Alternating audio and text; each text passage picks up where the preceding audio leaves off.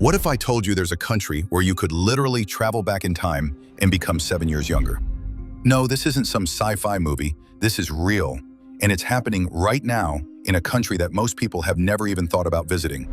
Welcome back to Happy Day, where every day is a happy day. Today we're talking about one of the most mind-blowing geographical facts that sounds completely fake, but is 100% true.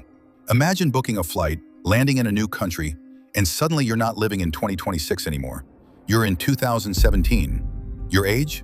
7 years younger. Your birthday? It hasn't happened yet for the 7th time. Sound insane?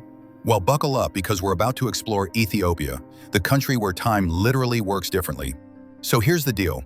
Ethiopia operates on a completely different calendar system than the rest of the world. While we're living in 2026, Ethiopia is currently in the year 2017. Now, before you think this is some kind of joke or internet myth, let me be crystal clear. This is officially recognized by the Ethiopian government.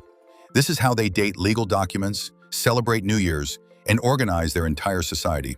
But it gets even weirder.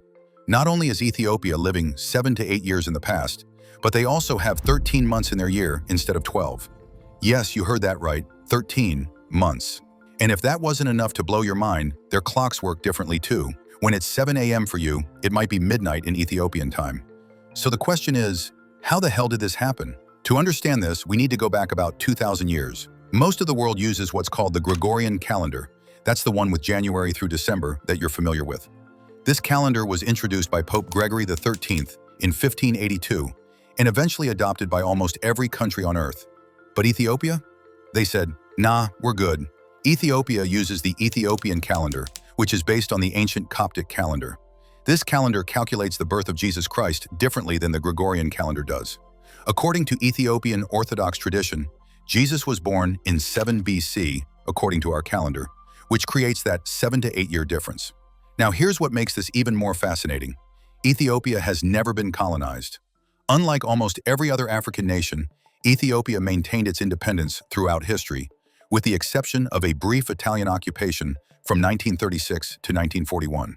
This meant they never had European powers forcing them to adopt Western systems, including the Western calendar.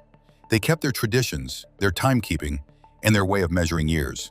While the rest of the world synced up with the Gregorian calendar, Ethiopia was like, we've been doing this for thousands of years. Why would we change now? All right, so let's break down how this 13-month calendar actually works, because it's genuinely genius. The Ethiopian calendar has 12 months of exactly 30 days each. No variation. None of this 30 days has September nonsense. Just clean, simple 30-day months. But wait, that's only 360 days. A year is 365 days. So where do the extra 5 days go? This is where the 13th month comes in. It's called Pagume, and it has 5 days in a regular year and 6 days in a leap year. It's basically like a little mini-month that exists to make the math work out. Think about how much simpler this is than our calendar.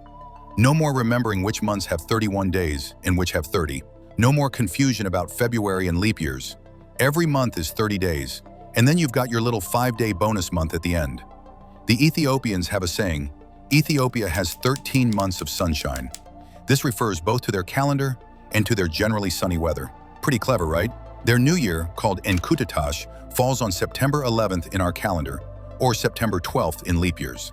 So while the rest of the world is recovering from New Year's hangovers in January, Ethiopians are celebrating fresh starts in September. But wait, there's more.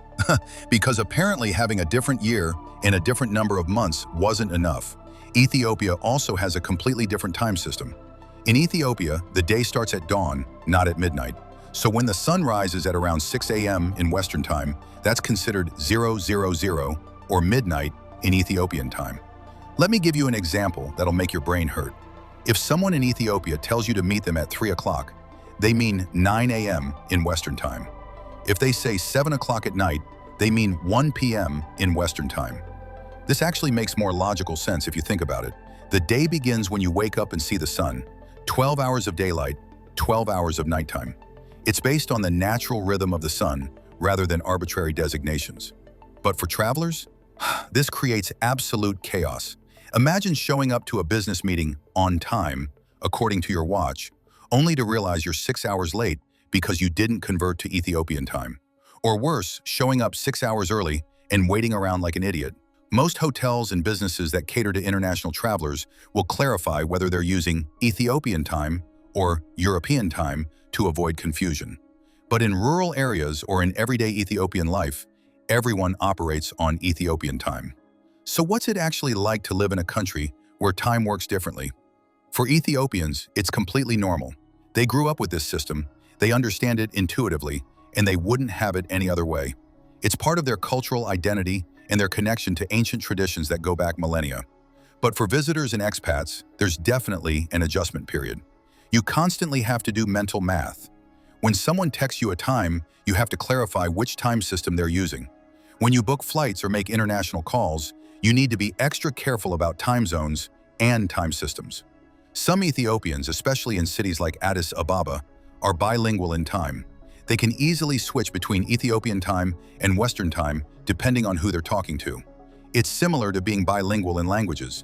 You just code switch based on context. There are also interesting quirks that come up. For example, Ethiopian children technically have different ages depending on which calendar you use. A child born in 2010 by the Gregorian calendar would be 16 years old in 2026. But by the Ethiopian calendar, they'd be born in 2002 and would only be about 15 years old. This can create confusion with international documents, passports, and age requirements for things like driving or voting. Ethiopia has to maintain dual documentation in many cases to interact with the rest of the world. Ethiopia isn't just different when it comes to calendars and clocks. They've got other fascinating time-related traditions too. For instance, Ethiopian weddings traditionally happen in the afternoon according to Ethiopian time, which is late evening or night by Western standards. This is because the couple is starting their new life together as a new day begins. Ethiopian coffee ceremonies, which are a huge part of the culture, don't operate on any specific time schedule. They happen when they happen, and they can last for hours. Time is more fluid, more focused on the experience rather than watching the clock. The concept of Ethiopian time has also become a cultural stereotype, similar to island time in the Caribbean. There's a more relaxed attitude toward punctuality in social settings. If someone says they'll meet you at a certain time, there's an understood buffer. Business settings are more strict, but social gatherings operate on a more flexible schedule. Interestingly, Ethiopia also celebrates Christmas on January 7th rather than December 25th, because they follow the Julian calendar for religious holidays. So you could technically celebrate Christmas twice if you're in Ethiopia, once with the international community in December, and once with Ethiopians in January. All of this creates some genuinely interesting, practical situations. International businesses operating in Ethiopia have to carefully coordinate with global offices. Conference calls need to account for not just time zones, but also different time systems. Many Ethiopian businesses will list their hours in both Ethiopian time and Western time to avoid confusion. For athletes, this created interesting situations in international competitions. Ethiopian runners who have dominated long-distance running for decades sometimes have to deal with age verification issues because their birth dates are recorded in the Ethiopian calendar and need conversion. The technology sector has had to adapt too. Smartphones sold in Ethiopia often have dual calendar systems built in. You can toggle between the Gregorian and Ethiopian calendars in your settings. Apps like Google Calendar have added Ethiopian calendar support specifically for this market. Airlines flying in and out of Ethiopia are extremely careful about their scheduling. Ethiopian Airlines, one of Africa's largest carriers, lists all flight times in both systems to avoid passengers missing flights. Even something as simple as celebrating birthdays becomes more complicated. Some Ethiopians celebrate their birthday twice, once on their Ethiopian calendar birth date and once on the converted Gregorian calendar date. It's like getting 2 birthdays every year. So there you have it, Ethiopia, the country where you can literally become 7 years younger just by stepping off a plane. A place with 13 months, where midnight happens at dawn, and where time itself is measured differently than almost anywhere else on Earth. It's a powerful reminder that our way of doing things isn't the only way. The Gregorian calendar, the 12-month year, the 24-hour clock starting at midnight, these are all just conventions that most of the world agreed on. But Ethiopia proves that you can organize time differently and have it work just fine for millions of people. And honestly, there's something beautiful about a country that held on to its traditions despite centuries of pressure to conform to global standards. Ethiopia didn't need to change its calendar to be successful, to be modern, or to engage with the world. They just did it their own way. So the next time you're planning a trip and want to experience something truly unique, consider Ethiopia. Where else can you travel back in time, become younger, and experience 13 months of sunshine? If you enjoyed learning about this mind-bending geographical fact, smash that like button and subscribe for more content that'll make you question everything you thought you knew about our world. Drop a comment and let me know. Would you visit Ethiopia to become 7 years younger?